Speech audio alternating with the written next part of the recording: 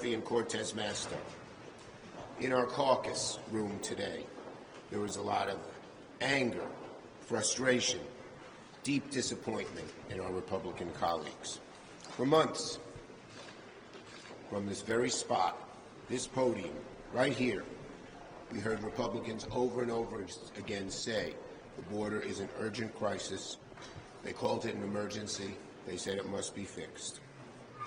However, yesterday, within 24 hours of releasing the long-awaited bipartisan compromise that our Republican colleagues demanded as condition to move Ukraine forward, Leader McConnell and the Republican conference did a 180-degree reversal.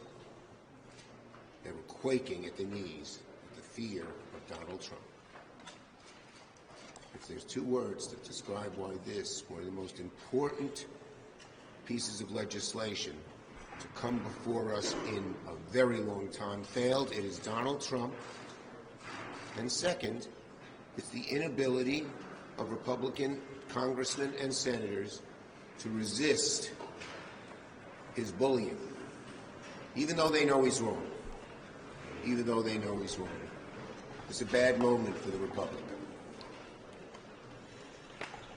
I mean, how could you negotiate with people like this? We tried. That's my job. I always believe in bipartisanship. But first, they say they can't pass Ukraine funding without border provisions. Now, they can't pass Ukraine funding with border provisions. Well, which one is it? As I have said, the bill doesn't do everything we Senate Democrats would have wanted, but it's a bipartisan bill. It was a fair and long attempt led by Senators Murphy and Sinema and Langford to come up with a compromise that both sides could accept. And if you think this is some kind, you listen to the right-wing media, they say, oh boy, this is just a concoction by liberal Democrats. Well, the Wall Street Journal editorial page, the fount of conservative thinking, supported the bill. The president of the Border Patrol Council, who almost inevitably sides with Donald Trump, said pass the bill. The Chamber of Commerce, whose head is very close to Trump, said pass the bill.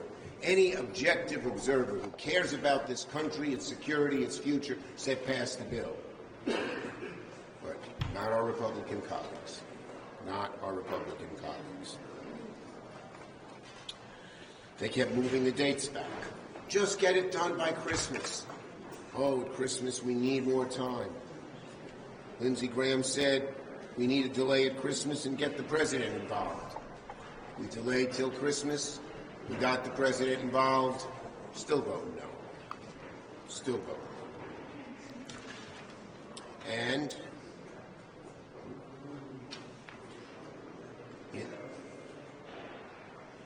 if in December, Senator Fisher said Democrats only support international aid, but they won't support his basic border security. We are told that our own border security is not related to this national security. That's absurd. We agreed with her. We needed it. No vote. They're all voting no even on the motion to proceed. They don't even want to debate border. They don't even want to debate Ukraine and aid to Israel and humanitarian aid to the Palestinians.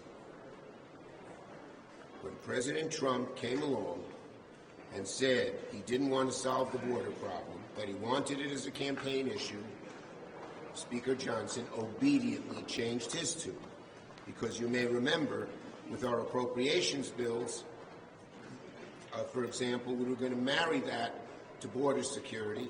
He said those are two things that are going to be handled together. That was Johnson.